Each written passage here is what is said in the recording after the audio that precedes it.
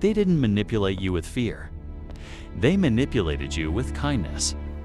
The most dangerous people don't control you immediately. They slowly make you emotionally dependent on them. One favor, one gift, one moment of comfort at a time. And by the time you realize what's happening, saying no already feels like betrayal. A late-night text, a surprise favor, an expensive gift you never asked for.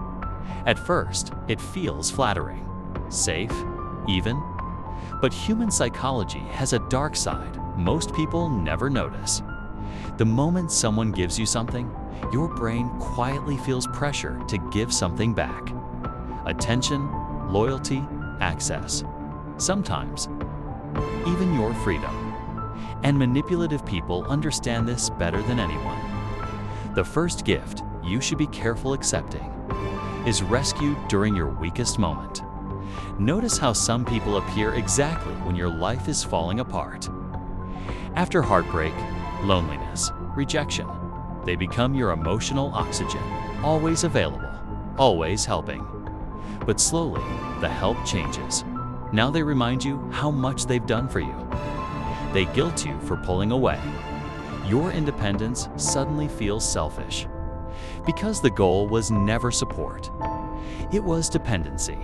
And the scary part, the human brain bonds deeply with whoever relieves emotional pain. That's why some toxic relationships feel impossible to leave. The second gift is excessive generosity. Someone you barely know buys you something expensive, too expensive, and deep down, something feels off. But most people ignore that feeling because society teaches us that rejecting generosity is rude. Yet psychologically, oversized gifts often create invisible debt.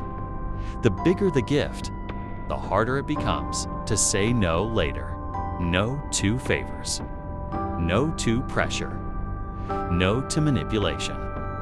Real generosity feels light. Manipulative generosity feels heavy. You can feel the difference. The third gift is constant admiration.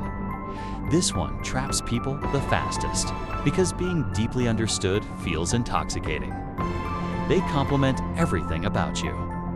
Your mind, your energy, your appearance, your soul. It feels rare, almost addictive. But then something changes. You start becoming afraid of disappointing them, afraid of losing the version of yourself they created.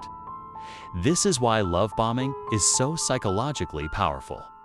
The brain becomes addicted to validation, especially when it's suddenly withdrawn. And people will chase emotional approval longer than they chase love itself.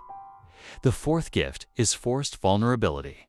Some people reveal deeply personal trauma almost immediately, and instinctively, you trust them faster. Why? Because humans associate vulnerability with safety. But sometimes oversharing is not connection. It's acceleration. It creates emotional intimacy before real trust has time to develop.